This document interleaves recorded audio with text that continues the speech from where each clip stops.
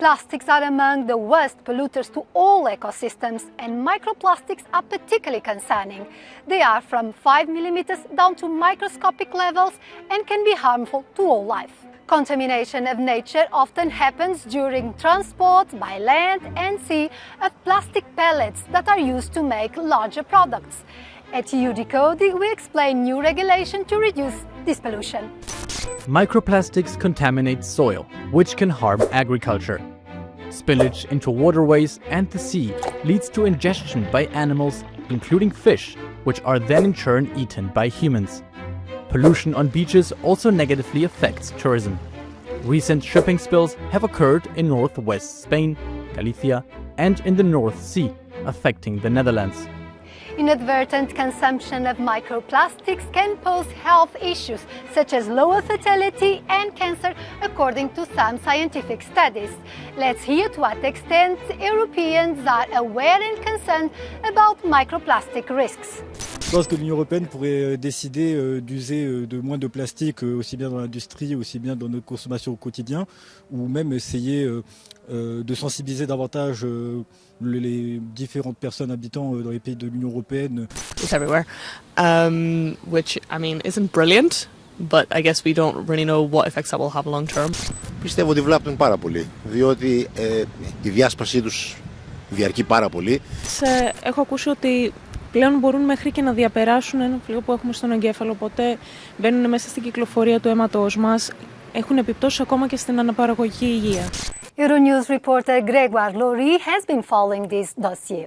So what will be the new obligations for the companies that store plastic pellets and for those that transport them? The big companies that handle above 1,500 tons a year will have to get a certification by a third independent party. The small companies that still handle above 1,500 tons a year will have lighter obligation, like one-off certification in the 5 years after the entry into force of the regulation. And you have the small companies that handle less than 1,500 tons a year, and the micro-enterprises, they will have to issue a self-declaration of conformity. And in practice, these companies have to do what? Train the people that work there, have more technical means when there is an accidental spillage? They will have to, indeed, because contamination can occur at different stages of the process. It can be the production, can be the processing, the distribution. So they will have, indeed, to provide all this kind of staff training, organizing to make sure that they reduce pellets losses. Some non-governmental organizations were a bit critical, saying there are too many exemptions, too much delay to enter into force. What is at stake? For instance, NGOs argue that most of SMEs are actually representing the vast majority of making up the plastic supply chain, accounting for 98% in conversion and 97% in transport and storage. The maritime sector got an additional year for the transition, and NGOs argue that actually the vast majority of European vessels are already following the international recommendations. And finally, why will non-EU companies also be included in this regulation? So pellets are very mobile. They can be dispersed by air, water, land. It can occur at all stages of the supply chain. And the highest risk are actually in the loading and unloading. So the EU wants to make sure to get all the companies within the regulation. Each year, the equivalent of up to 7,300 truckloads of plastic pellets are lost to the environment. The new rules are expected to reduce plastic pellet losses by up to 74%. But plastic pellets rank third among the largest sources of microplastic release after paints and tires. Textiles and detergent capsules are other significant sources of this pollution. Let's talk more about this topic with one of the shadow rapporteurs for this regulation in the European Parliament, Spanish socialist César Luena.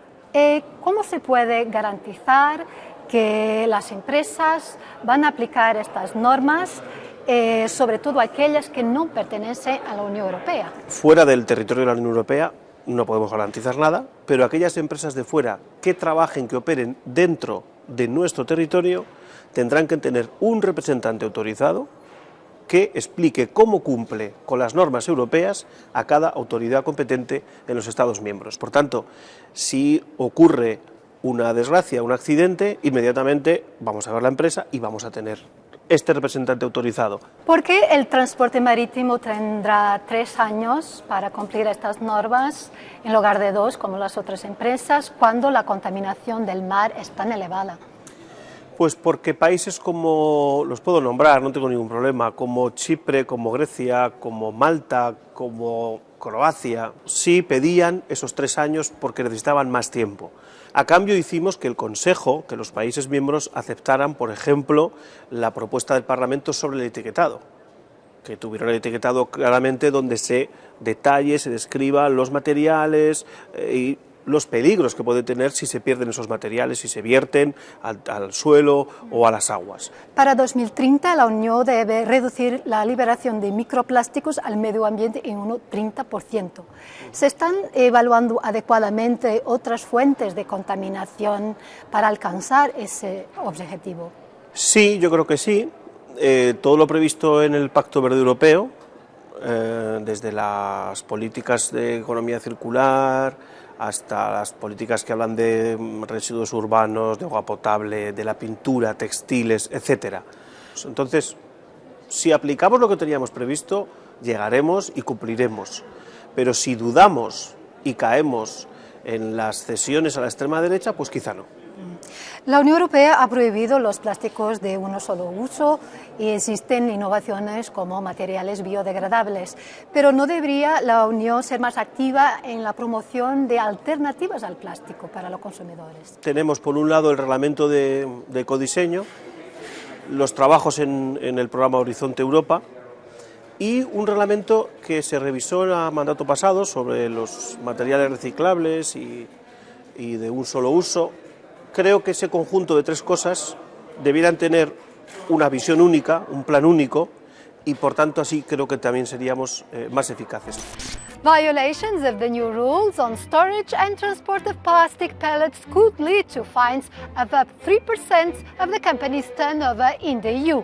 The governments retain the initiative to initiate criminal proceedings in case of severe contamination, but the bigger challenge remains persuading people to use fewer plastics in our daily lives.